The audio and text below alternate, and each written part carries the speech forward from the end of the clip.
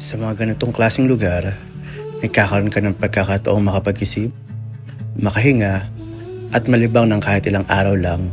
Ang mga kaibigan mong galing pa sa ibang lugar ay dumayo para din kagaya mo ay ma-enjoy ang holiday break, bitbit ang kanya-kanyang pagod, responsibilidad, at kwento ng buhay, pero sa iisang lugar, nagtagpo para sa pahinga at kasiyahan. Sandaling huminto ang oras, at kahit panandalian, naramdaman mong okay lang pala huminga ulit.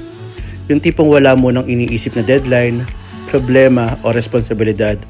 Puro tawanan lang, kwentuhan, at mga simpleng sandaling sobrang gaan ng pakiramdam. Parang saglit, nakawala ka sa bigat ng totoong buhay. Kahit alam mong babalik ka rin ulit doon. At sa huli, doon mo maiisip na mas mahalaga ang pahingang tulad nito.